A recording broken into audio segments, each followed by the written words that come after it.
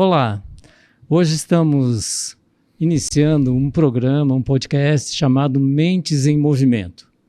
Esse programa ele tem o objetivo de trazer muitas novidades e criar um grande movimento mental sensível em relação ao que acontece no oeste de Santa Catarina e principalmente na cidade de Chapecó, na nossa micro-região aqui, que demonstra ter um potencial gigante, fantástico, de muitas realizações, um potencial incrível. E nós estamos pensando assim, em trazer isso para que vocês tomem contato com essa realidade, para que vocês também sintam, identifiquem a mesma coisa que nós estamos identificando nesses mais de 40 e poucos anos que eu retornei a Chapecó. Sendo eu médico, trabalhei durante 40 e poucos anos na medicina, continuo trabalhando na medicina, mas tenho uma paixão muito grande pela parte empresarial e tenho uma missão também de me consolidar como um empresário no ramo imobiliário e na parte criativa que eu gosto muito. Também nessa parte mental, para despertar novos interesses, novas aptidões, para que o ser humano descubra a quantidade de valores que tem, e principalmente no nosso Grande Oeste, que é um povo trabalhador, que tem uma alma muito interessante, muito batalhadora, e que merece respeito, e que merece um grande lugar no estado catarinense e também no nosso Brasil. E por que não dizer, no mundo todo. Então hoje nós estamos trazendo aqui um convidado, um amigo, né, que demonstrou através desses anos aí ser um grande amigo, um parceiro, e que se chama Leonoir Antônio Brock. Eu vou deixar que ele se apresente, porque tem algumas características que quando ele começou a falar, naturalmente já começou esse papo a ficar mais tranquilo. E depois eu vou trazer algumas coisas de Chapecó também. Leonoir, por favor, fique bem à vontade, nosso convidado, Mentes em Movimento, tomando um vinho, conhecendo o outro e principalmente fazendo com que nos conheçam e conheçam a realidade do povo oestino, do povo catarinense. Fica à vontade. Obrigado, Paulo. Primeiro, parabéns. Eu acho que essa iniciativa é muito boa, né? Merece uma homenagem, porque eu falo sempre que o oestino, pela própria simplicidade e às vezes timidez, não fala de si, né? E nem se apresenta como alguém que realmente mereça isso que você mesmo traz, o respeito, não só do povo oestino, mas de todo o estado de Santa Catarina e do Brasil também, né? Eu me chamo Leonoir Antônio Brock, Antônio porque nasci no dia de Santo Antônio e tinha que ter o nome de santo também, né? E aqui no município próximo de Quilombo, no ano de 1960, então já faz um bom tempo também, né? Basicamente é um município agrícola, né? Meu pai e família migrou da Serra Gaúcha para cá nos idos de 52. Em 53 eles instalaram uma madeireira que tinha na época, a madeira era queimada, como ainda hoje é no norte desse país, né? Uhum. E a madeira, os agricultores procuravam e pediam, pelo amor de Deus, para que eles fossem tirar a madeira para poder serrar, né? E foi assim que eles começaram o negócio de serraria, e foi até muitos anos, né? A minha família se criou com isso, meus irmãos mais velhos trabalhando também nessa atividade. E eu fui fazer a faculdade de Direito na Universidade Federal do Rio Grande do Sul, me formei em 1986, voltei para Quilombo, com a missão de tocar essa serraria até que desse para parar, e foi assim que aconteceu.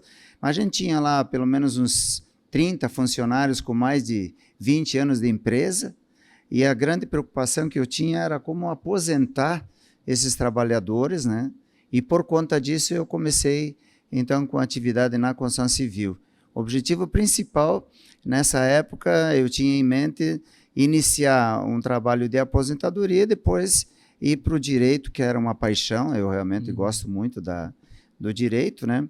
Mas acabei continuando, quer dizer, os meus colaboradores se aposentaram e eu continuei com a construção civil, né?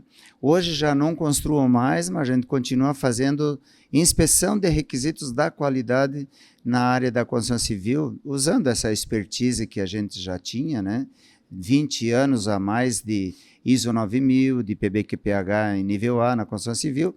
Então a gente se habilitou porque se sente em condições de operar realmente em Chapecó, como tu colocaste, né? Uma região próspera, né? E constrói muito. Então a atividade da construção civil é uma atividade que move muito a região, né? Muitos investidores da região em Chapecó. Então é uma atividade realmente de construção civil, junto com o agronegócio, com a metalmecânica, enfim, tem diversas atividades que o Oeste é famoso, aliás, no Brasil, né? Porque trabalha, Paulo. É interessante você ouvir quando você sai de Chapecó e conversa com as pessoas e eles reconhecem a gente pelo trabalho, reconhece o Oeste Catarinense por ser uma região dada principalmente ao trabalho. Então, acho que nós temos muito para mostrar realmente, como tu colocaste, né? É uma região próspera porque trabalha. Interessante, porque eu estava pensando aqui, né? Você teve um pensamento, propósito, né? De criar uma condição para aposentar Sim. os colaboradores da madeireira, ou seja, prevendo um ciclo que ia terminando do extrativismo. Sim. Que é a base, que foi a base daqui durante muito tempo, né? E você não tinha a menor ideia aonde esse pensamento ia te levar, porque você chegou bastante longe com esse pensamento. E é interessante que quando se junta um pensamento e um sentimento, a gente ganha muita força, sabe? É verdade, na verdade, eu voltei para Quilombo, né? Lógico, eu nasci, conhecia, já tinha trabalhado, já tinha sido até motorista, caminhoneiro nesse negócio todo, né? E aí chegou um momento, peraí, eu não vou ser caminhoneiro a vida inteira, preciso fazer um curso superior, era apaixonado por direito, então fui para Porto Alegre na época, né? Fazer cursinho, terminar o 2º grau e fazer a faculdade de direito. Quando eu voltei, eu tinha que assumir um negócio já tradicional da família, né? E com uma missão de parar, porque o extrativismo vegetal, que era uma vocação, a partir de um determinado momento, ali nos anos 90, ele parou de ser interessante tanto para continuar como um negócio, como também uma preocupação com o meio ambiente, né? Então, em 1993 já a coisa foi parando e eu tinha aí um prazo de 6 a 7 anos para parar uma atividade, extinguir aquela atividade, mas ao mesmo tempo a minha preocupação de fato era o que fazer com todos aqueles veteranos, né? Muitos era o primeiro emprego, inclusive, né? Todos já, a grande maioria já tinha mais de 55 anos de idade, né? Só sabiam fazer aquele trabalho. Então a construção civil se adaptou direitinho, deu para encaixar todos eles nos mais diversos setores da construção civil. E aí foi assim que aconteceu, se aposentaram e eu continuei. Que maravilha, né? Então é interessante verificar assim que um bom propósito, de certa forma, as leis universais, ou seja, nos ajudam nessas situações. Eu recordo da minha trajetória também, bom, eu não falei, mas assim, eu sou médico, né? Trabalho aqui há mais de 44 anos, nasci em Chapecó, saí para estudar fora também, no meu caso fui a Curitiba e retornei. E o motivo de eu me tornar médico, sempre quis ajudar, né? Mas dois motivos. Um deles é quando eu cheguei num determinado período em casa, eu estudava no Bom Pastor, eu acho que eu não fui bem na aula de matemática, não recordo se era matemática, mas sei que eu cheguei em casa, devia ter uns 7 anos, alguma coisa assim, mas brabo, né? Nervoso. Tava meu pai e minha mãe. E eu cheguei assim, disse, olha, eu nunca mais vou voltar para o colégio. E olhando os dois, assim. E ao contrário do teu nome, que é Antônio, né, o meu segundo nome é Roberto. Só que quando a minha mãe me chamava Paulo Roberto, normalmente o Roberto sentia dor. Então, eu criei um trauma com o Paulo Roberto. Algum chinelo vinha. Vinha. E aí, naquele dia, meu pai estava tranquilo, meu pai nunca teve nenhuma atitude dessas comigo, e ele chegou e falou assim, Paulinho, você realmente não quer mais estudar? E eu Me lembro que eu fiz assim, eu digo, não quero, não vou mais. Já esperando que viesse, né, o Roberto perto. E ele olhou para minha mãe, passou um tempo, e eu esperando, passou outro tempo, e ele falou, olha, não tem problema. Nós estamos falando lá em 1960, 62. Ele virou para mim assim, olha, Paulinho, fica tranquilo, Chapecó está crescendo, existem várias profissões que são necessárias, e ele citou umas 4 ou 5. Conforme ele foi citando as profissões, dentro de mim veio um pensamento propósito. Essa eu não quero, nessa nem pensar, não de jeito nenhum. Fui me retraindo, fiquei quieto, nunca mais falei em deixar o colégio. Então esse foi um fator na minha vida que foi preponderante, porque eu queria ser algo mais do que aquelas 5 profissões que ele tinha manifestado. E numa outra ocasião, ainda menino também, para a gente descontrair um pouco, eu e o meu amigo Chico, aqui na antiga rodoviária, nós estávamos caçando rã como meninos, na mesma faixa etária, assim, faixa de 9, 10 anos, e ele pegou uma rã touro, aquelas rãs, né? E ele pegou e aquela rã que estava começando, queria apertar os dedos dele, e ele falou, Paulo, corre buscar no paiol lá um fio para a gente amarrar essa rã, e eu fui. E tinha um portão, e esse portão tinha um prego. E eu empurrei o portão e deixei o braço. E o braço abriu assim um espaço razoável, com aquela gordura amarela, e 2 vasos assim. Hoje eu sei que era uma artéria e uma veia, né? Artéria pulsando e a veia. E eu olhei para aquilo, fiquei pensando, digo, eu vou apanhar um monte, né? Não senti dor, porque se eu chegasse em casa chorando com aquilo, ia ser muito complicado. Cheguei em casa com aquele negócio assim aberto e tal. Minha mãe me levou no hospital na época, o filho do Dr. Rubens aqui do hospital deu os pontos e tal. E aquilo foi um fator decisivo para mim escolher medicina. Olha só. Então são determinadas situações que ocorrem na nossa vida que acabam sendo preponderantes, ou seja, eles são pilares que direcionam, né? Tanto coisas boas, quanto às vezes algumas coisas que não tão boas, né? Mas estou trazendo isso só para a gente começar um pouquinho da história, com um pouco da história e também trazer um pouquinho da história de Chapecó, né? Estava vendo aqui, como eu ia conversar contigo, e você tem muitos elementos aí do desenvolvimento da região, que vai acontecer no futuro. Estava vendo que a nossa região aqui foi, em 1920, nós tínhamos 11.315 habitantes. 1920. Aí, na sequência, em 1917, no caso foi a emancipação, e tinham 2 companhias colonizadoras aqui, na verdade eram juntos, né? O Coronel Ernesto Francisco Bertazzo, os irmãos Agilberto Atílio e Manuel dos Passos Maias. Então eles ganharam e compraram muitas colônias. A imensidão de terra que eles tinham aqui era um negócio gigante. E depois eles separaram. Aí ficou toda que nós conhecemos aí, Campina do Gregório, Fazenda Rodeio Bonito, enfim, todos esses aspectos. Para dizer que, de alguma forma, isso começa. E começou com o extrativismo, né? Eu recordo quando a gente ia para o colégio no São Francisco, à época, tinha pinheiros, né? Tinha muita coisa, tinha muita geada. À época também se usava um sapato. A minha nona, a minha avó, que eu gostava muito dela, colocava um jornal, colocava um pouquinho de graspa no café, porque era muito frio. Eles vão lá, nós morávamos pertinho, umas 5, 6 quadras. Muito bem, gente, mas só para a gente fazer um... Já tinha que chegar bêbado na escola. Tinha que chegar meio preparado, porque o assunto era muito frio. Era muito frio a época mesmo. Muito frio mesmo, né? Eu recordo desses episódios. A região era, de fato, mais fria do que é hoje. Isso. Né? Então, Brock, me conta uma coisa.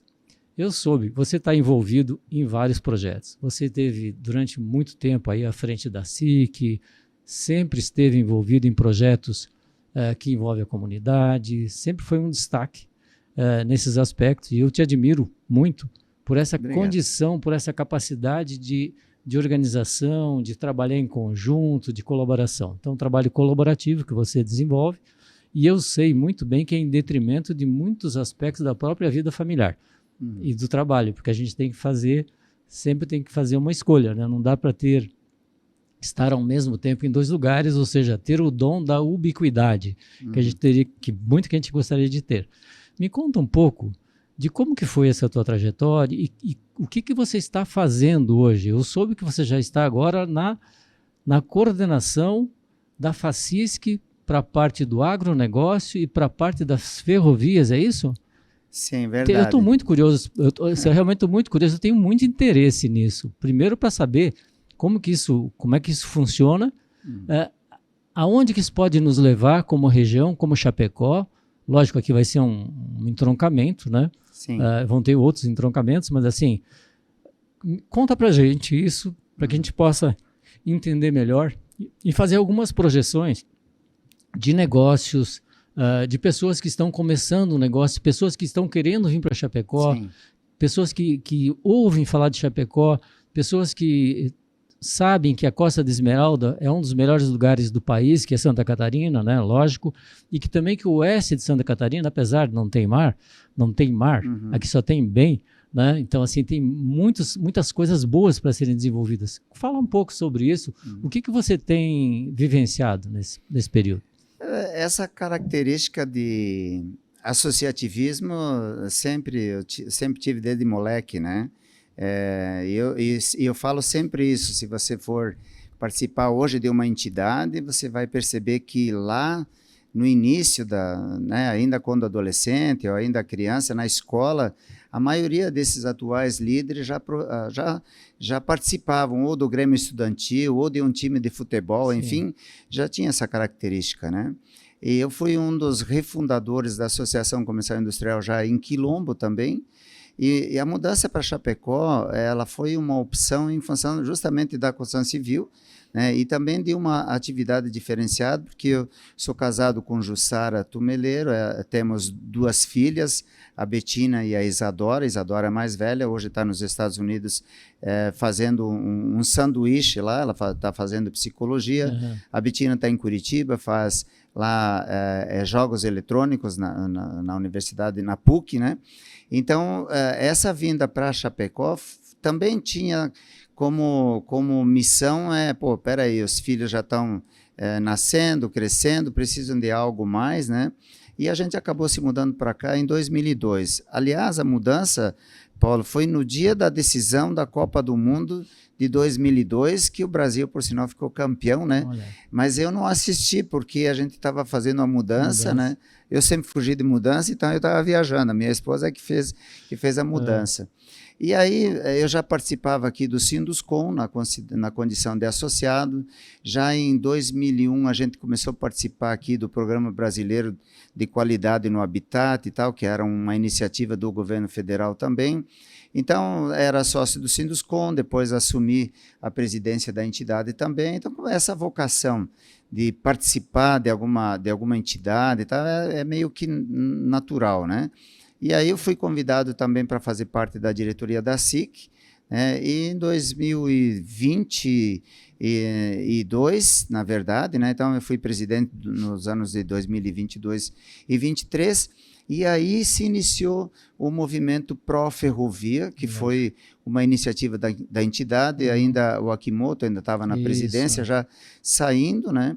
E aí nós iniciamos esse movimento Pró-Ferrovia, que une as entidades, as próprias federações, FACISC e Fiesc, e aqui de Chapecó, o SESC, que é o Centro Empresarial, mais o Sindicarnes, ao SESC, que é a Organização das Cooperativas do Oeste, né, a BPA, que é a Associação Brasileira de Produção de Proteína Animal. Enfim, essas 8 entidades acabaram criando um fundo para justamente pagar um estudo de viabilidade técnica, econômica e ambiental para trazer uma ferrovia para a região. Por quê? Porque o oeste de Santa Catarina é um grande consumidor de grãos. Nós consumimos aqui hoje passa de 7 milhões já de toneladas de grão que a gente consome. E nós produzimos menos de 2 milhões de toneladas de grão. Nós produzimos até perto de 2 milhões de toneladas, mas mais de metade disso é derivado para silagem, para a produção de leite. E então a gente sobra muito pouco de milho, principalmente, que é utilizado para ração, né? Isso falando somente da agroindústria, né? Então, a ferrovia, ela é uma opção para manter a indústria no oeste, para manter a indústria no estado de Santa Catarina viva, obviamente, né? Então, nós precisamos uma solução para manter a competitividade do agronegócio aqui no oeste catarinense. E aí esse movimento inicia, né, lá no final de 21, começo de 22. Eu recordo, a gente estava lá na... Estávamos juntos sim. na SIC, né? Recordo. Uhum. Esse movimento foi ganhando corpo, né? Hoje mesmo eu brinquei com o grupo, né? Porque é tanta necessidade que a gente tem de estar se reunindo, discutindo, que tem horas que dá um gelo, né? Eu me preocupo porque eu sei que a história de que a gente reclama de ferrovia já faz 40 anos, né? Isso. Mas eu sempre digo, né, Paulo, nós reclamávamos para nós mesmos. Então não adianta a gente reclamar inclusive, né? Nós temos que parar de só reclamar e fazer alguma coisa. Então, quando surgiu esse estudo, surgiu aí a possibilidade aí no final dos anos de 21, com a quebra do marco regulatório das ferrovias, que transferiu para a iniciativa privada o interesse e também o direito de investir em ferrovias. Explorar isso. Exatamente. Aí passou a possibilidade de que houvesse a exploração pela iniciativa privada, e o regime é, de fato, de exploração por 90 anos, e pode ser renovado por mais 90, né? E até eu brinco, né, Paulo, que infelizmente a gente não vai estar aqui para ver a renovação, né? Mas seguramente nossos filhos, netos, os netos, os filhos dos outros chapecoenses da região vão estar. Isso aí vai ser muito tranquilo. Sim, não, e esses números são robustos. Então, quando a gente vai, inclusive essa semana mesmo, nós estivemos em Brasília falando lá no Ministério da Agricultura e no Ministério de Transportes sobre o porquê de a gente lutar tanto e estar defendendo tanto a vinda de uma ferrovia para o sul do Brasil. Eu não falo mais no oeste catarinense, porque nós sabemos que o sul precisa realmente dessa modalidade de logística para poder se manter vivo. Então, como nós temos essa vocação dada ao trabalho, né? Você pega o oeste do Paraná, o Mato Grosso do Sul, o oeste catarinense, o estado de Santa Catarina, né? E aqui o norte e noroeste gaúcho, o Alto Vale do Rio Uruguai, é uma região muito dada ao trabalho. Aliás, essa é uma das dificuldades que a gente tem. A gente trabalha tanto que se esquece de fazer com que algumas obras de fato aconteçam, né? Interessante, né? Que esse é um outro ponto, né? Como você falou, a gente fica reclamando para a gente mesmo e se esquece, ou seja, nós temos que recordar que nós temos um potencial muito grande, que nós geramos muita riqueza, e essa riqueza vai e ela precisa retornar. Ela tem que retornar aonde foi produzida. Eu tenho assim, eu não sou economista, né, mas eu tenho dentro de mim assim, que deveria ser um percentual muito significativo que nem sai do lugar onde é produzido. Sim, sim. Deveria ser uma conta inversa. Sim. Porque hoje sustentamos uma máquina muito grande, pesada, ineficiente, ao passo que se esse recurso, ou parte desse recurso, ficasse para ser feita a gestão na região, nas regionais, onde se produz essa riqueza, nós teríamos lugares maravilhosos, já com soluções na parte da saúde, da educação, porque nós infelizmente, estamos vivendo um momento de grande dificuldade nessas áreas. Sim. Então, eu acho bem interessante isso que vocês estão fazendo, acho louvável isso, e eu acho muito interessante também quebrar esse paradigma, ou seja, quebrar essa situação de, por exemplo, não, nós vamos, se me perguntarem, né, vai encontrar alguém na rua, quando é que vai sair a ferrovia no oeste catarinense? É capaz de alguém falar assim, como já me deram uma resposta, nunca, vamos ficar esperando, vocês vão estar de barba branca, cabelo branco, e nós precisamos reverter esse assunto. Sim. Nós temos esse direito, nós merecemos isso, nós temos que colocar isso nas mãos do Criador, nas mãos de Deus, logicamente. Eu estava falando sobre isso hoje, numa reunião, inclusive na empresa, que a gente deve confiar firme e decididamente em Deus. mas a gente deve fazer a nossa parte. Com certeza. Porque se a gente não fizer a nossa parte, Deus está ocupado com outras coisas. A gente tem que garantir que seja assim, ter projetos, fazer o que vocês estão fazendo, buscar com garra, não dar folga, porque de promessa, né, de pregadores, de mesmo políticos, conversa política e tudo mais, precisa ter resultado.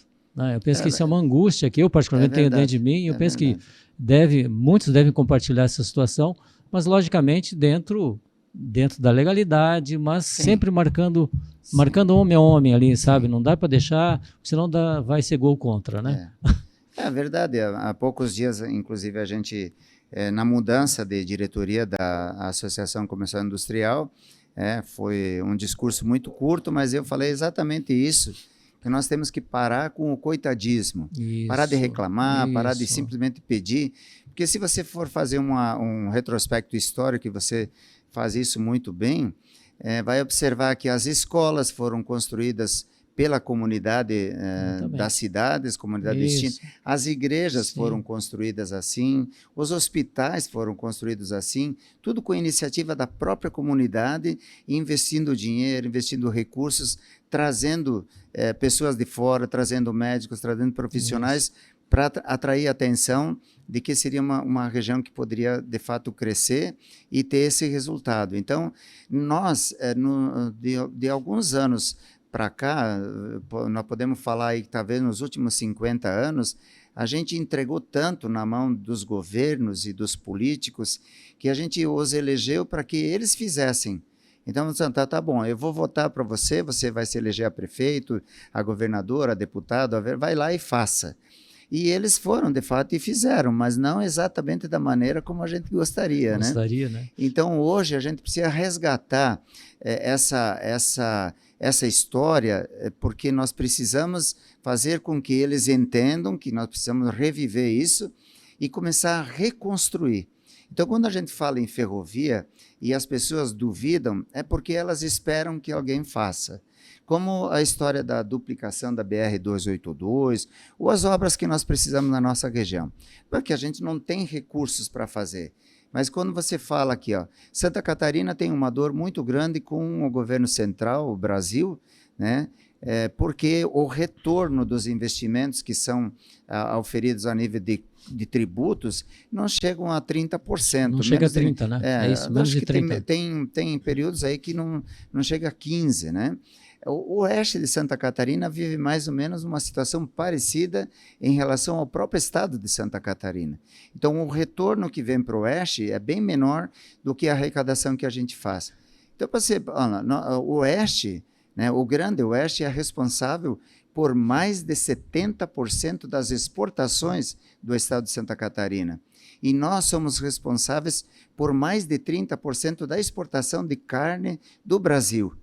Então, só isso já seria suficiente para convencer que é importante olhar para o oeste, não para devolver, mas por quê? Nós precisamos manter a nossa economia viva. Sim. E a única forma de fazer isso, antes que o oestino já vá embora, porque ele já veio embora do Rio Grande do Sul. Eu brinco com os amigos gaúchos, né? Já mudem logo para Santa Catarina, porque aqui estão não lá nas cabe mais. Guianas já. Exatamente. Com certeza. Né? Nós já migramos, muita gente já foi para o Paraguai, muita gente já foi para a Argentina. Então, hoje, o risco não é mais perder a indústria para o próprio Brasil, né, para a região de produção. Nós tivemos agora, durante a Mercoagro, prefeitos do Paraguai e do Uruguai aqui nos convidando para investir lá, para mudar as nossas indústrias para lá. E o que faz a gente repensar nisso além da segurança jurídica, é esse amor que a gente tem pelo grande oeste catarinense. Isso. Então, de caçador, né, até o extremo oeste, nós estamos falando aqui de quase 1,5 milhão de habitantes. Nós estamos falando aí de um PIB de quase, fala-se já em 70 bilhões, nós tínhamos um dado recente próximo a 60 bilhões. Chapecó já tem hoje um PIB de mais de 10 bilhões. Então, são valores altíssimos, significativos, para a gente ter que pedir para que uma ferrovia aconteça, para que uma rodovia aconteça. Eu estou aqui com uma pergunta, assim, querendo sair e não querendo sair, mas vai ter que sair. No teu entendimento, qual que seria uma solução adequada, equânime, para isso? Porque me parece que existe uma situação assim, que se produz, se trabalha, se paga impostos, esses impostos vão para determinado lugar e deveriam, como essa inversão de valores, né, de percentuais que deveria ocorrer, e ao mesmo tempo se está sustentando um corporativismo que não é só político, ele é político, ele é judiciário, ele é em todas as esferas, em todas as esferas, e isso causa, digamos, cria uma situação, no meu entendimento, né, que não me parece muito justo, né? Qual que seria uma solução? Como que a gente poderia, digamos assim, trabalhar nesse sentido de forma ordeira, de forma legal, né? Para que se pudesse, para que nós pudéssemos viver com mais dignidade, ou seja, para que os nossos filhos permanecessem na região, os filhos dos agricultores permanecessem na região, em que as indústrias permanecessem, que a gente continuasse exportando. Caso contrário, um dia, como nós estamos aqui numa bacia leiteira, né, daqui a pouco a vaquinha vai secar, né? Então, como fazer para que não seja tão intenso esse apetite? Eu falo de apetite, é um apetite, que é muito fácil, né? Taxar uma coisa, aumentar a taxa disso, para aumentar imposto. Se sobrasse para as empresas, parte do imposto que a gente paga já estaria super bom. Né? Vamos ser bem... né? Sim, com certeza. Qualquer tipo de ramo aí, com né? certeza. Então, como que a gente poderia fazer isso de forma adequada e que seja algo justo, porque nós precisamos buscar a equanimidade.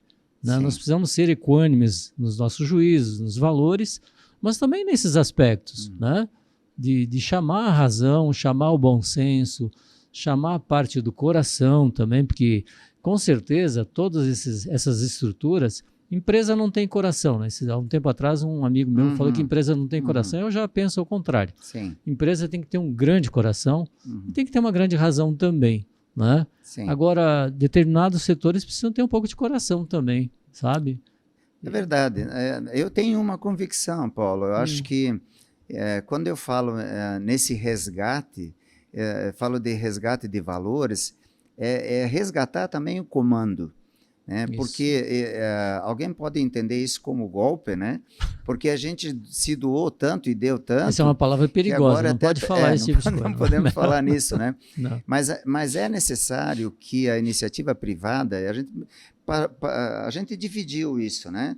O poder público e o poder privado. Nós criamos poderes. E hoje o poder público briga com o poder privado. Isso não pode acontecer, porque o poder público é o resultado da iniciativa privada. E o poder público quer queira, quer não, colaboradores pagos financeiramente, com todas as situações, por quem produz. Exatamente. Porque se não tivesse produtores, se não tivesse empresários, se não tivesse quem faz a máquina rodar, não existiria esse tipo de situação.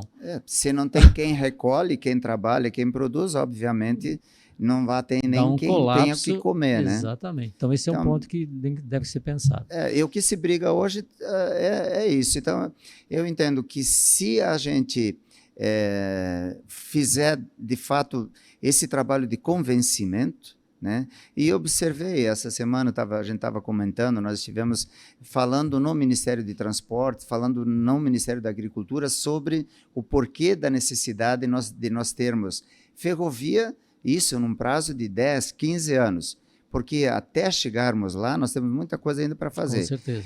Enquanto isso, nós precisamos de duplicação de uma rodovia 282, nós precisamos de uma recuperação urgente de uma rodovia estadual 283, e a gente precisa urgentemente de uma melhoria no nosso hospital regional, a gente tem problemas sérios na educação.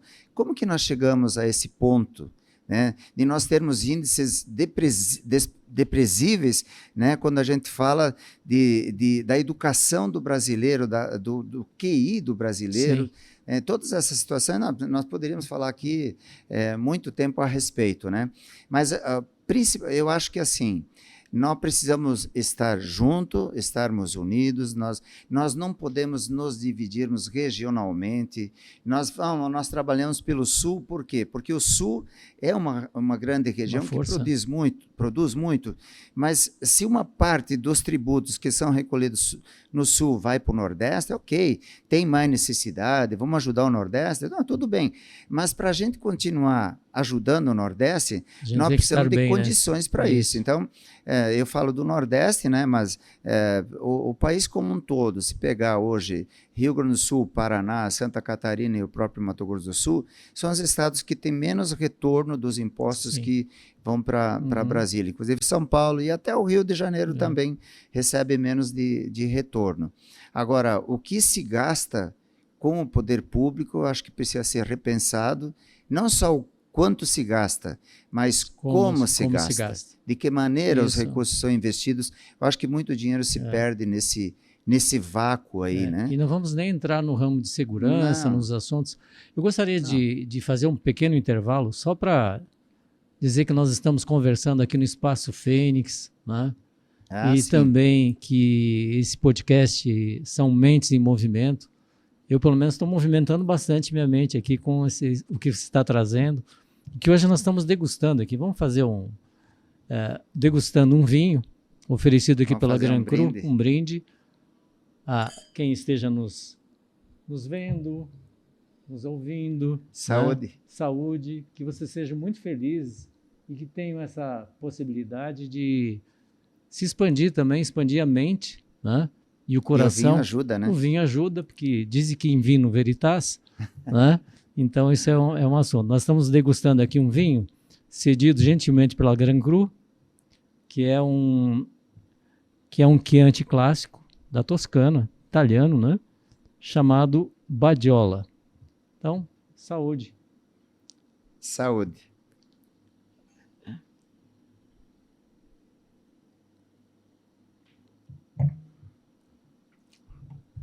Eu sou um grande apreciador e consumidor de vinho, mas eu conheço muito pouco de vinho. Agora, eu acho que tu conhece, né, Paulo? Conhece mais? Esse vinho, por exemplo, eu ainda não tinha experimentado. Olha aqui, ó. Você quer colar? Dá para colar um pouquinho. Vermelho mas os Rubi, Chianti são muito bons, né? Eu particularmente gosto de Chianti. Né? Ele é um vinho mais encorpado, mas tem mais aroma de frutas vermelhas, né? Frutas maduras, né? Um vermelho rubi, né? Como eu recomendo que a gente olhe assim. Eu não tenho também esse conhecimento, sabe? Eu gosto assim de aos poucos ir educando as papilas gustativas e as olfativas também, né?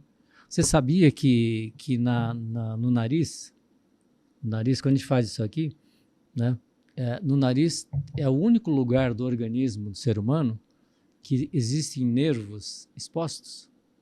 Por isso que durante o período da pandemia, aí quando você pega uma virose, o primeiro que você perde é o olfato. E também, através desses nervos, vai direto para o sistema nervoso central. Então, quando você sente o aroma, digamos, né? Isso está indo direto para um nervo, como se fosse a tua mão palpando isso aqui. E qualquer outra coisa, né? Logicamente. Sim. Mas, como nós estamos falando de vinho... Você vai reconhecer os aromas... Isso. E é um treinamento também, né? Tudo na vida parece que é treinamento. Desde pequenininho, primeiro a gente começa a copiar, né? A gente faz por mimetismo, né? Começa a ver o que o irmãozinho mais velho faz, o que o pai faz, né? Sim. Por isso que se o pai toma Coca-Cola, a primeira coisa que a criança fala, em vez de papai e mamãe, ele vai dizer Coca-Cola. Eu trago isso também, é bem interessante isso aí. Tem que cuidar com o que fala em casa, viu? É verdade. Achei interessante isso, quando você fala a cor, tudo bem, né? Mas os degustadores, né? Ter essa capacidade, essa afinidade, né? para descobrir, aqui se fala de frutas vermelhas, frescas, Isso. aveludados, aromáticos, macios, Uhum. baunilha. O que eu conheço de baunilha, eu vou cheirar aqui, eu não consigo sentir baunilha, né? O próprio pessoal da Agaron Cru, um dia a gente estava conversando, ele me ensinou como que a gente degusta, como a gente sente Faz a né? distringência, Não né? sente Quando... o gosto do vinho na ponta da língua, né? Isso. É mais Aí ao seria fundo, mais os né? tanás, né? O taná ele tem mais a astringente, ele puxa dá uma... Mas isso tem a ponta da língua, tem o fundo da língua, tem, enfim, o retrogosto, enfim. Tem várias coisas que contam. A verdade é que a gente gosta de tomar um pouco de vinho para se soltar um pouquinho, relaxar, bater um papo, conversar. Você me lembrou, e a gente conhecia muito de pinga, né, ao longo do tempo, e era muito comum, às vezes em casa, né, o pai colocava jabuticaba, ele colocava losna, colocava alho. Então, aquela com alho, aquela com frutas amargas, era porque era para a saúde, né, para ajudar a digestão. Mas eu acho que no fundo o que interessava era a cachaça, né? O resto era Mas você sabe que os licores foram criados pelos monges, né? Para ser digestivos. Não sei se naquela época todos os monges que a gente vê eles eram mais obesos, né? Eu acho que eles deviam manjar bem, né? Sim, mas eu acho que bebiam bastante também. E eles criaram os licores, foram criados por eles para fazer digestão. Champanhe também, né? Foi criado por eles. Eles fizeram umas coisas boas, né? Claro, ainda fazem, né? Tá bom. Estava comentando essa semana, quando alguém fala, a gente estava acontecendo lá dentro da FIN, que é a Feira Internacional de Negócios, né?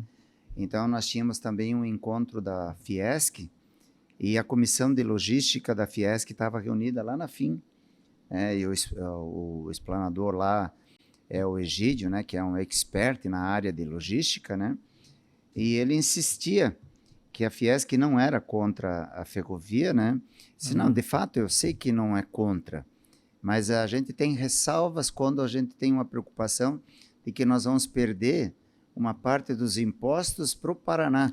Que se sair a ferrovia Cascavel-Chapecó, ao invés de levar carne para os portos catarinenses, tem uma preocupação que a gente vai levar para os portos paranaenses, para Paranaguá, né? Que é um porto, né? E eu tenho sempre dito que não tem por que a gente levar para o Paraná, projeto mais longo, desde né? que a gente tenha caminho. Sim, lógico. Né? Então, ou por ferrovia ou por rodovia, não tem como você ser contra caminhos. Não interessa nem para onde vai. Né? Você sabe que eu tenho eu gostaria que você explanasse isso, inclusive, esse aspecto dos hubs que a gente falou, né? Eu tenho é uma compreensão, né? A nível de vários aspectos. Eu me recordo quando... indo à China, ou mesmo visitando determinados lugares, ou vendo um filme, principalmente aqueles filmes chineses mais antigos, né? É onde tem aquele plantador de arroz que está trabalhando, eles têm aquele chapéu, é semelhante ao que nós estamos aqui, assim, mas um chapéu, aquele chapéu chinês, né? Ele vem até aqui, é como se a gente tivesse com um guarda-chuva, né? E eu acho muito interessante, porque às vezes eu fico falando assim, eu falo para alguns amigos, em algumas situações, em algumas reuniões, eu falo, isso não é a síndrome do chapéu chinês? O que é a síndrome do chapéu? Bom, síndrome como médico, né? Síndrome é um conjunto de sinais e sintomas que determinam uma doença, né? Ou uma situação. A síndrome do chapéu chinês é que o indivíduo só consegue ver daqui para cá. E quem muda o mundo é quem vê daqui para cá. Quem abre. Verdade. Né? Quem tem horizontes, consegue abrir a mente, que consegue ver em várias dimensões e não numa dimensão só. Se alguém me desse uma resposta dessa que você acabou de falar, tinha que enquadrar esse indivíduo na síndrome do chapéu chinês, porque só consegue ver a sua realidade ou os seus interesses. E o mundo não é feito para isso. Né? O mundo é feito para muito mais coisa. Então a humanidade vai ter que evoluir muito em vários setores, em vários aspectos, para que a gente possa ter uma qualidade de vida e tem muitas situações, muitas faculdades, muitas potencialidades que as crianças ainda não nasceram com essa situação. Elas vão nascer mais à frente. Hoje nós estamos dizendo que as crianças já nascem Sim, com um sim. computador, já nascem com um tablet, já nascem com...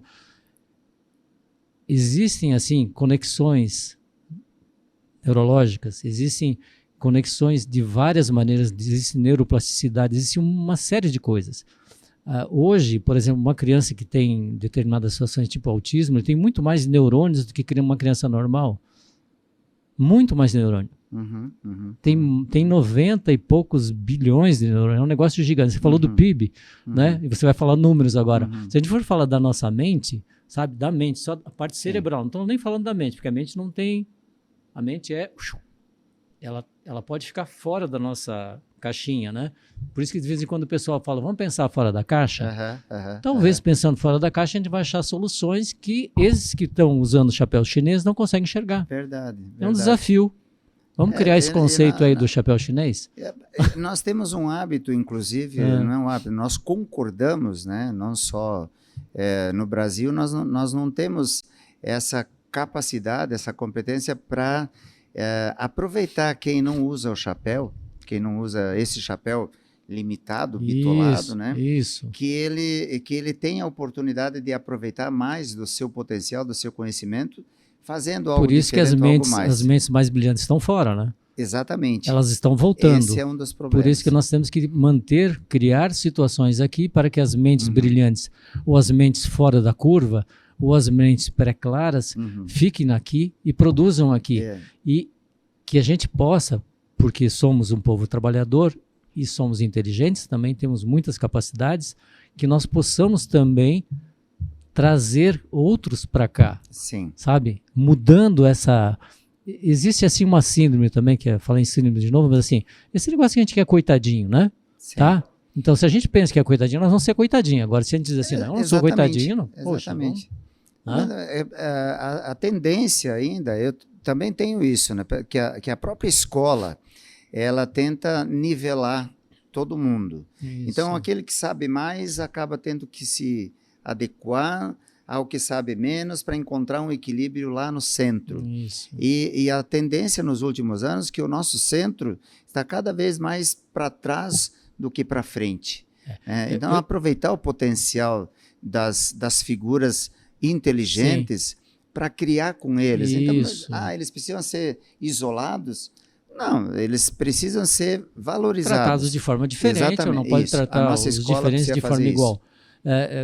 Agora eu sou obrigado a citar um aspecto da Fundação Logosófica, né, do Pecote, que é o criador da Fundação Logosófica, que ele tem um conceito sobre igualdade, que a igualdade não é no inferior, a igualdade tem que ser buscada no superior.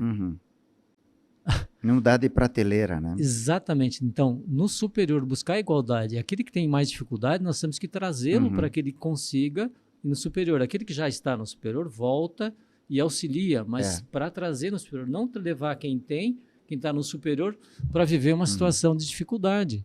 Porque aí todos ficaremos pobres. Todos. Nós usamos a inquietação como um dos elementos, né? Os alunos que normalmente na escola acabam ficando inquietos, barulhentos, porque eles já entenderam o conteúdo, já se resolveram e eles não se sentem mais à vontade, nem não se sentem mais bem dentro da própria sala de aula, porque tudo que está sendo dito eles já viram, já leram, já conhecem. Isso. E a gente limita, bitola as nossas crianças para esperar.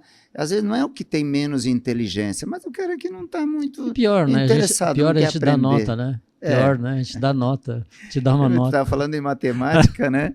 Que te assustou. Eu também, eu era muito ruim em matemática. Aliás, ainda sou. Não sou bom em matemática, não. Tanto que eu fui para a área fui para o direito também por conta disso.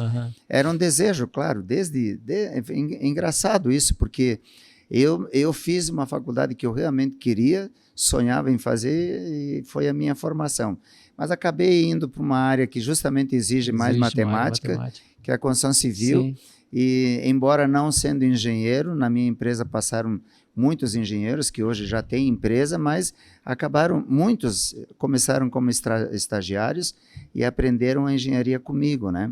E hoje esse movimento, por exemplo, para a ferrovia, Paulo, eu não conhecia nada de ferrovia, né?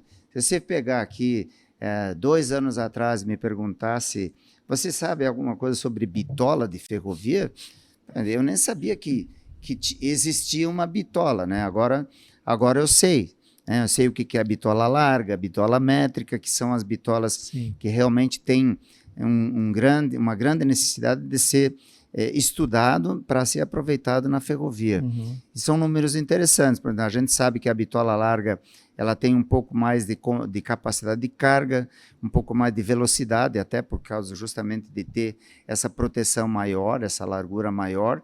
A bitola métrica é uma bitola diferente, inclusive essa ferrovia que vem de Maracaju até Chapecó, a princípio, ela é para acontecer, né, de bitola larga. Esse é o projeto inicial, que é o que deve acontecer justamente porque nós vamos trazer grandes volumes. Sim. E precisa ser rápido. Hoje o trem que sai de Cascavel, porque é o único trem que a gente tem aqui mais próximo e vai até Paranaguá, ele é bitola métrica, ele leva 5 dias de Cascavel até Paranaguá. Uau. Esse é o tempo que ele está levando. Depois, com a nova ferrovia, ele já vai, em 24 horas, ele já vai estar descarregando, disso, né? E a ferrovia, aí essa viria de Maracaju, Cascavel, Chapecó, Paranaguá e Foz do Iguaçu. A nossa preocupação é trazer o grão para Chapecó. Agora, de Chapecó para os nossos portos, e não só para os nossos portos, porque nós não exportamos toda a nossa produção. Nós exportamos metade, em alguns casos até menos de metade. Isso vai para o Brasil. É consumido aqui dentro do país mesmo, né? Isso pode ir por ferrovia também. Então, esse estudo que o Estado está fazendo é de uma ferrovia de Correia Pinto, que é ali próximo a Lages, até Chapecó. Essa já é bitola métrica. Então, não são bitolas iguais.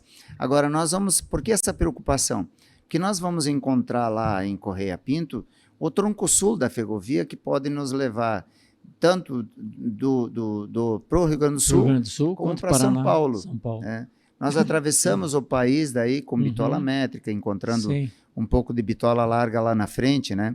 Mas a gente pode resolver isso simplesmente colocando um dormente diferente. Então, o que nós temos defendido? Bom, tá ok. A ferrovia de Chapecó a Correia Pinto, que por sinal está bem adiantado, os estudos estão bem elaborados, né, já com anteprojeto, né?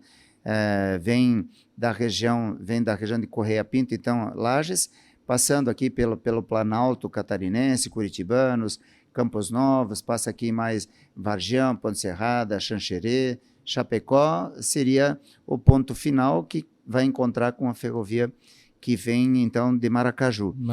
Aí a estratégia que a gente tem pedido é para que a ferrovia de Cascavel a Chapecó ou de Maracaju a Chapecó já planeje a possibilidade de colocar um dormente diferente que já possa receber um terceiro trilho para ela virar bitola métrica, que ela possa receber o trem que vem de Santa Catarina e possa ir para o Paraná, possa ir para o Mato Grosso, né?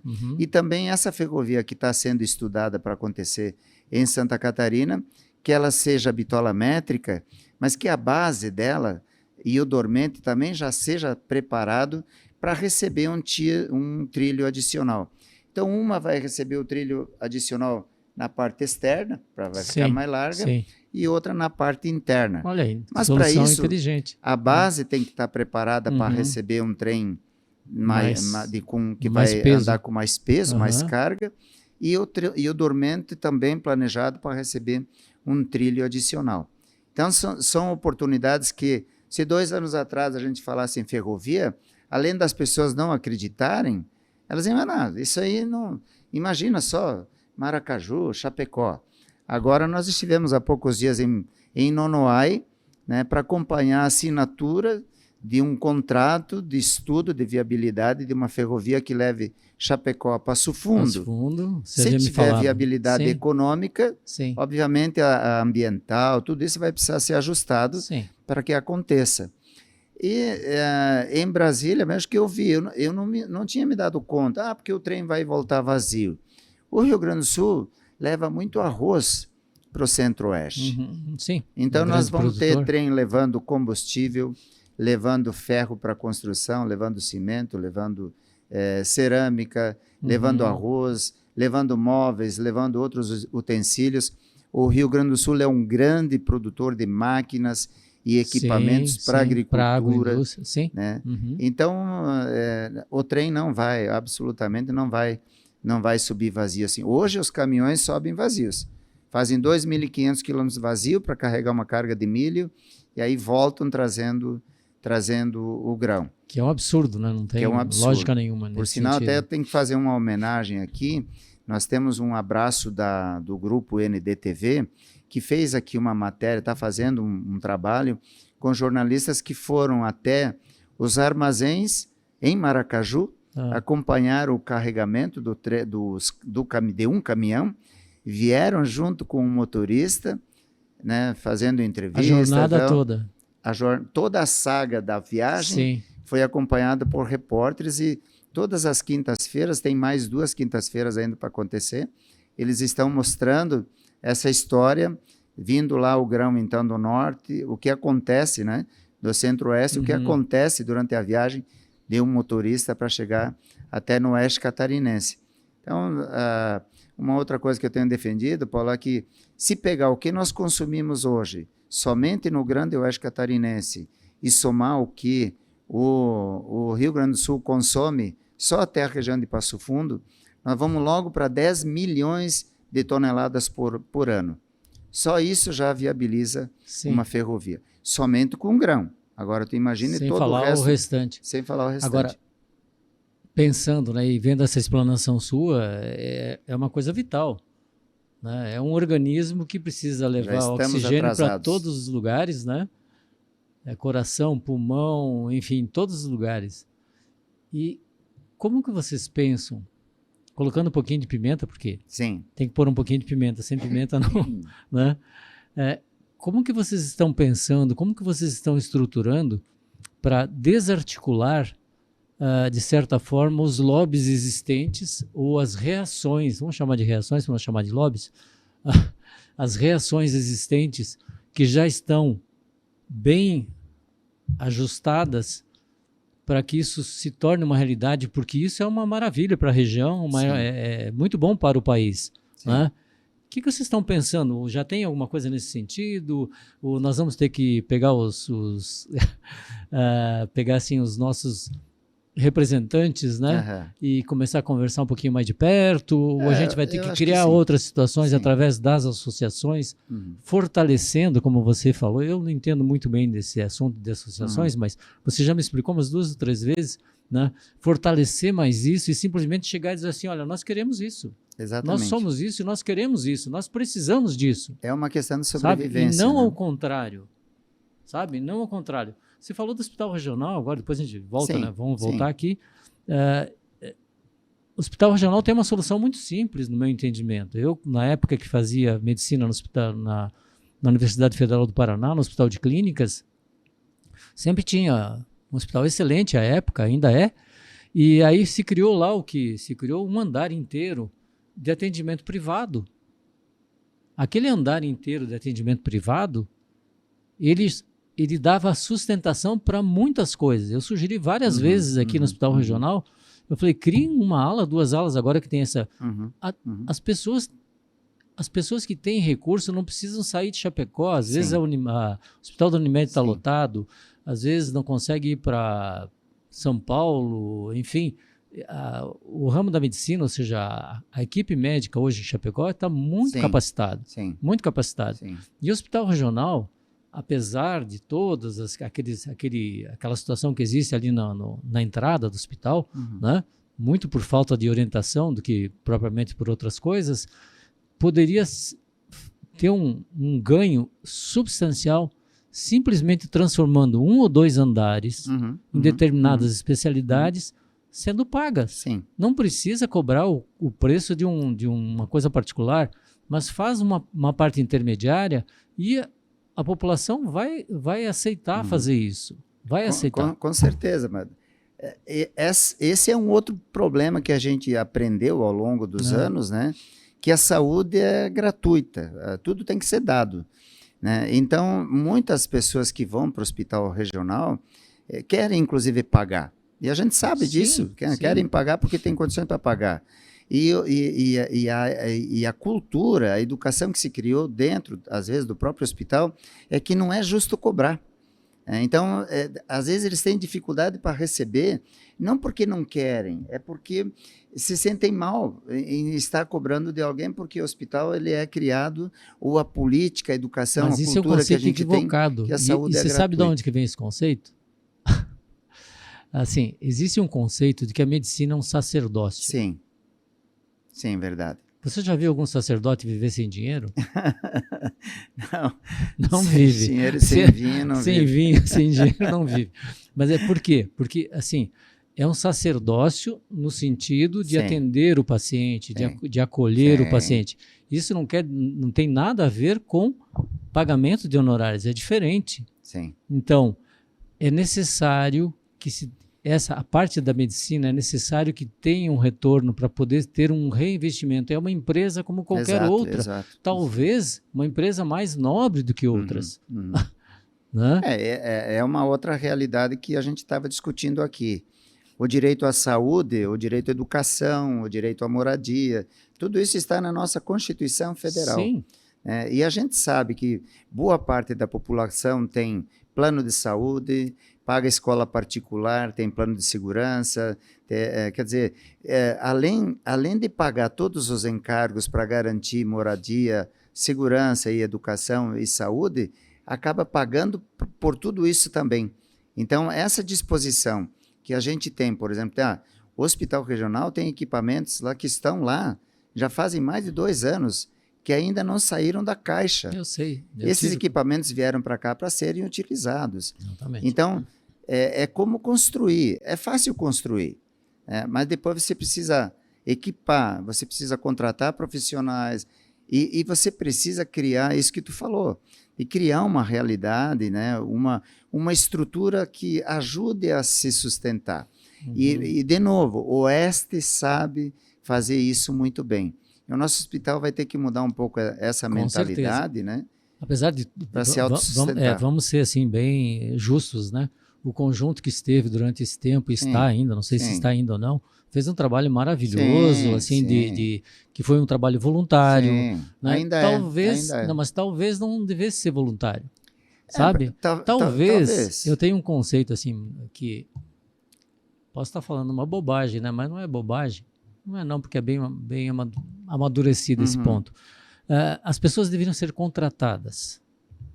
Sabe? Não, mas com esse voluntariado, ele diz respeito às entidades de gestão. De gestão ali, de conselheiros, tudo, né? De conselheiros, mas deveria, assim, por exemplo, contratar um CEO, por exemplo.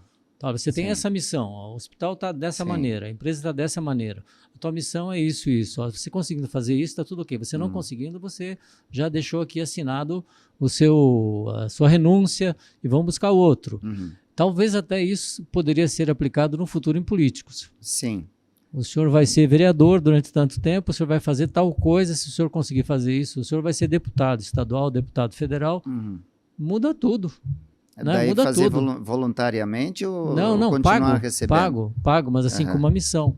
Ó, você tem essa função, essa missão durante tanto tempo. Se você conseguir ter tal resultado, você vai ter isso. O que precisa talvez falta isso, você dá uma meta, você dá uma missão. Isso. É quando a gente fala, nós queremos a duplicação da rodovia 282. Quem é que está disposto a fazer um sacrifício, né, fazer uma aposta? Se não sair a 282, eu vou de chinelo de Florianópolis até Chapecó. Ou uma aposta, se sair, ao contrário, né? Mas essa capacidade de doar-se tanto a ponto de arriscar, sabe? De realmente brigar para que as coisas aconteçam. Nós perdemos um pouco dessa energia. Quer dizer, brigar no bom sentido. Mas quando nós vamos defender interesses, principalmente da comunidade... daí a gente tem porque vontade. Estão trabalhando para nos retirar a capacidade de reação, a capacidade de nos indignarmos perante algumas coisas que estão erradas. Agora, quando você fica indignado com uma situação, não quer dizer que você vai pegar e vai brigar. Não.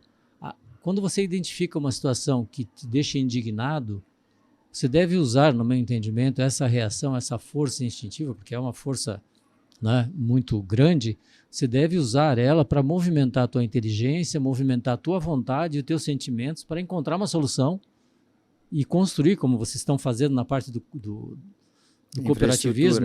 cooperativismo com a infraestrutura, para achar uma solução para que a gente possa ter à frente, né, uma condição muito melhor, não querendo que a Europa não se mantenha como está, como era, digamos, não como está, como era, né? Como está não deve ficar, né? Como era, mas que nós possamos ser um futuro da humanidade nessa parte aqui, um futuro digno, porque nós temos essas condições. Eu acho que sabe? Seremos. Mas temos essas condições. Então, o que a gente deve fazer para isso? Esse é um desafio. Por isso que a gente está aqui pensando e movimentando a nossa mente aí nesse sentido. Muito bom. Eu acho que números são coisas que convencem. Eu estava até comentando contigo, né? Se você pegar, por exemplo, tem aqui o Oeste, né? Nós temos, falando em quantidades, né, do plantel que a gente fala aqui, anualmente, nós temos, aqui na região, nós temos 19 mil propriedades rurais de avicultores e suinicultores, além de 24 mil criadores de bovinos de leite. O volume anual de animais criados, processados e industrializados, olha só, presta atenção, 4 milhões de frangos e 34 mil suínos são abatidos diariamente. Diariamente. Isso são números astronômicos, né? Isso representa 1 bilhão de aves e 9 milhões de suínos por ano. Então, quando você começa a falar desses números, aí você vai, compara, nós hoje, diariamente, de Chapecó, em direção aos portos, saem mais de 350 caminhões levando containers diariamente. São mais de 90 mil containers por ano que vão aos portos catarinenses. Então, agora, nós do Oeste nem conhecemos o presidente do Porto de Itajaí, do Porto de Navegantes, do Porto de Itapoá, né? Nós estamos falando, nós somos concordes a uma ferrovia que ligue o Porto de Itapoá até o Porto de São Francisco, Navegantes, porque a gente acha que é interessante ter uma ligação também férrea ali dentro, entre os portos mesmo, além da cabotagem que é feita naturalmente. Nós estamos exportando arroz para o resto do país, inclusive hoje vindo do Rio Grande do Sul, por cabotagem até o Porto de Itajaí, lá é carregado em caminhões para ser distribuído para o resto do país. Então, olha só quanta coisa a gente faz, né, para que esse grão chegue até a casa do consumidor. Então, quando a gente fala em ferrovia, não, quem vai se beneficiar é o agronegócio, são os grandes empresários. Gente, quem vai se beneficiar é o consumidor. É o povo todo, né? Porque nós vamos ter condições de... Nós gastamos aí, então, de 6 a 7 bilhões por ano em frete, né? São mais de 5 mil caminhões diariamente, veículos diariamente nas nossas rodovias, só atendendo o agronegócio, né? Então, esses números, não é possível. Não é possível que a gente tenha todos esses volumes acontecendo diariamente. Aí você pensa numa 282, que foi implantada nos anos 70. Nos anos 70, qual era o veículo mais interessante que a gente tinha, ou mais rápido? Consegue lembrar? Já tinha Corcel, era Fusca, uma Kombi, um Jeep, uma Rural. Você ficasse ali na margem da 282, tu ia assistir um veículo passando a cada 10 minutos, talvez, em alguns lugares, né? Não dava para pedir carona porque não passava quase carro, né? Embora que quem passasse necessariamente carregava, né? Mas, enfim, e essa rodovia é a mesma. Nós vamos do oeste, do extremo oeste de Santa Catarina até os portos catarinenses, na mesma rodovia dos anos 70. Então, eu estou falando aqui de mais de 50 anos a mesma estrada. Você está me trazendo um aspecto assim, contra fatos, não argumentos. Né? Exatamente. Como é que responde a isso? Porque nós não fomos mais fazer. É por isso que eu digo que tem que parar de reclamar E nós temos que começar a fazer. Então, Ótimo. por exemplo, como discute ferrovia hoje? Porque a iniciativa privada se juntou e pagou um estudo de viabilidade. Eu tenho proposto que a gente faça um estudo de viabilidade da duplicação da 282, de Chapecó até o trevo da 153 em Irani. Se der viabilidade econômica, ambiental e social, não tem por que alguém não privatizar essa rodovia e vir explorar. Com certeza. Brock, nós estamos aí no nosso horário, tá? Nós temos um horário também. Ainda bem, né? Foi um papo muito agradável, né? Acho que a gente pode degustar um pouquinho mais de vinho, tomar uma água, depois a gente continua batendo um papo.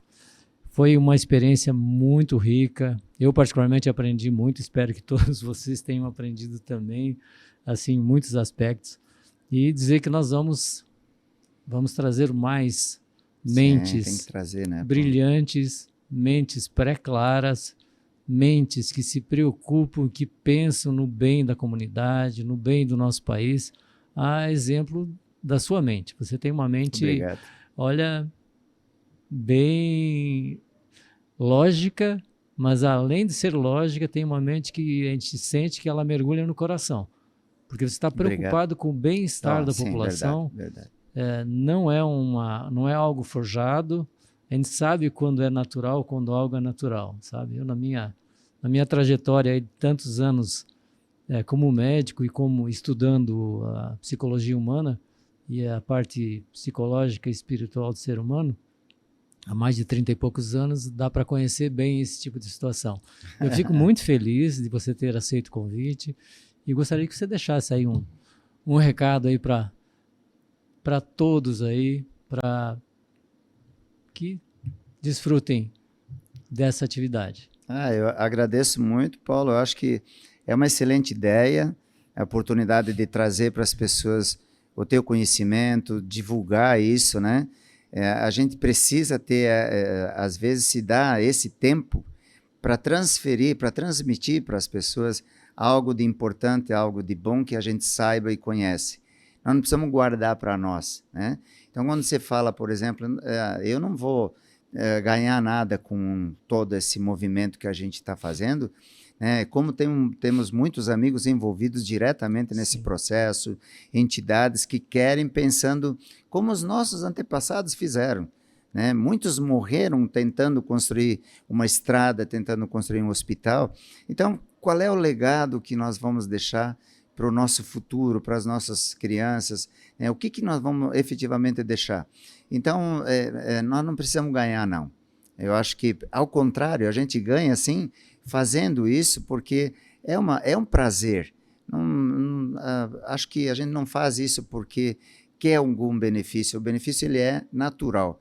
É como quando você conduz alguém, né, um filho, alguém que você resolva adotar para colaborar, para socorrer, para ajudar, você está fazendo porque é bom para ti. E isso sai naturalmente, né? E esse podcast eu acho que é uma excelente ideia, uma oportunidade de fazer gratuitamente e transferir esse conhecimento. E, ao mesmo tempo, para quem está nos acompanhando, né, eu acho que é uma oportunidade não só de aprender, mas em conhecendo, cobrar, sugerir, melhorar, criticar, porque a gente sabe fazer isso, né? Sabe absorver as críticas e levar para frente também. Nós vamos aproveitar essas críticas e levar lá para frente, né? Então, eu só quero agradecer, obrigado pela oportunidade também de estar aqui com vocês, degustar esse vinho, né? É uma alegria grande, muito obrigado. Te agradeço muito e dizer assim que esse espaço vai estar disponível, né? Sempre vai estar disponível, Espaço Fênix, as mentes em movimento, e principalmente para que se construam novas sinapses. Ou seja, nós estamos falando muito de ferrovia hoje aqui, né? Mas existem muitas estradinhas, muitas ferrovias que a gente precisa criar na nossa mente, sabe? Para que a gente não sofra da síndrome do chapéu chinês, né? E que a gente não imponha isso nas nossas crianças. Para que a nossa juventude possa pensar fora da caixa, para que possam criar, né? Que possam desenvolver assim, as sinapses que a gente tem. Se eu não me engano, 4 trilhão de sinapses possíveis, são praticamente 90 bilhões de de neurônios disponíveis que a gente vai usando conforme a necessidade. Então é um espetáculo maravilhoso. Parece que assim, é semelhante à Via Láctea, o trem que acontece aqui dentro, sabe? Enquanto a gente está pensando, exercitando. Muito bem, te agradeço e agradeço vocês pela paciência, pela tolerância, né? Estou vendo aqui que quase ninguém dormiu. Nós não dormimos, né? Não. Tá bem. Um abraço a todos. Um abraço aí. Tchau, tchau.